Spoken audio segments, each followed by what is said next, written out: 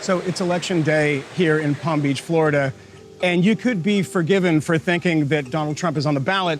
As usual, a lot of Donald Trump flags on cars with big wheels on them, Let's Go Brandon signs, and America First stuff. Donald Trump isn't on the ballot today, but he probably will be casting his ballot for Governor Ron DeSantis, a man he helped get into office in 2018 and who is now his primary rival for 2024.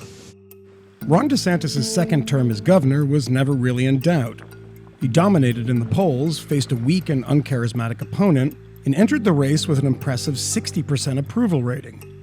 DeSantis took on a unique challenge: to detach MAGA conservatism from its increasingly unpopular creator, while retaining its most popular characteristics. We are a law and order state, and I am a law and order governor. How do you have a situation where a swimmer will compete on the men's team for 3 years and then switch to the women's team and wins the national championship?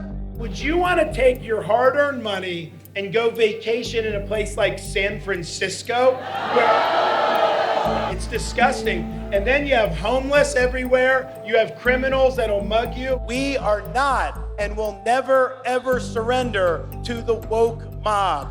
Florida is where woke goes to die. So what's the biggest issue for you in the midterms? Parental rights, that's a big deal for me. Really? Yes. I thought you were going to say economy, immigration, Well, crime. Economy too, of Yeah. course, like our economy is on the tubes right now. But for me, parental rights is huge. Like I'm a homeschool mom, I homeschool my daughters. And I think that we are having a cultural crisis right now. We were on lockdown. We were treated like children And this was in Minnesota. in Minnesota. And so that was a motivating factor of actually coming to. Absolutely. So yeah, okay. So, like after that happened, you're like, Florida is a kind of beacon of freedom when it comes to this stuff. Yes. I assume you voted for Donald Trump. Is that right? Yes. Okay. And I assume you like Donald Trump, right? Is that fair to say? Yes. There was a little hesitation there. I'm very much a fan of the way he handled himself in office and the policies that he enacted. Personally, he has too big of an ego for me. Yeah. Likes to hear his own voice a lot. It's very not Minnesota. Very much so. Last night's election results were unkind to the many Trump-backed cranks and crackpots on the ballot. This offers a path for a Republican with MAGA tendencies, but who won big without wading into the fever swamps of election conspiracy. Instead, DeSantis leaned heavily on his COVID policy and response to Hurricane Irma.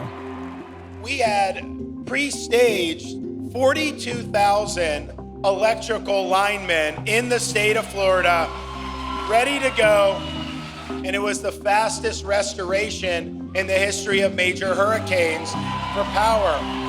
What he did for us, for Florida here, for the hurricane, I mean, that was the fastest I've ever seen anyone respond. I've been here for three or four hurricanes, and that was the fastest I've ever seen. It's a lot of hurricanes. Yeah, so, it's Florida. Maybe it's so. time to move. No, never. No, never. yeah. I'll take it, yeah. Say it's 2024. Would you vote for DeSantis or Trump if they were both running? I'd sacrifice him as a governor for him as a president, because I think he'd do a lot of good for us as a nation.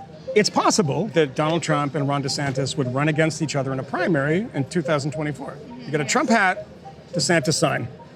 What do you do? I can't, because DeSantis needs to stay in Florida, so definitely Trump. And it's Really? not because I don't like both of them. I really like both of them, but I think we need 4 more years of Trump and 8 years of DeSantis to fix maybe half of what has been done. So you'd be okay, maybe 2028, he can come and do it. All right. Yeah, me too. If it comes down to, in the next general election, Ron DeSantis. over Trump, Yes. why?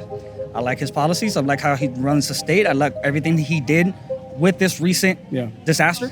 We both came here when we were small children. But you were born in Cuba. I was born in Cuba. And you were born in Managua, or you? Yes. Yeah. Socialism doesn't work. And you're trying to push socialism into a country that was founded on the belief of freedom and the belief of God, number one.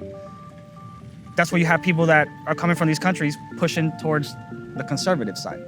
This influx of conservatives helped turn Florida from purple swing state to reliably red, but hopes of a nationwide red wave never materialized. And Republicans despondent about the disastrous Senate campaigns of Dr. Oz and Herschel Walker, candidates anointed by Trump, look to DeSantis as the path out of Trumpism.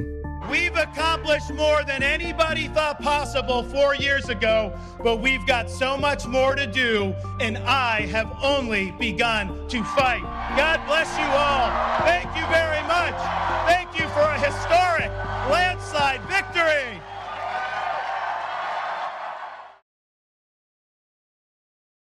I'm Michael Learmonth, editor-in-chief of Vice News. Too often, traditional news outlets shy away from the real stories and experiences of those living through global conflicts.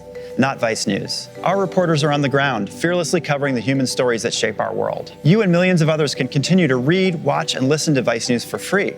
But we hope you'll consider making a one-time or ongoing contribution of any size at vice.com/contribute.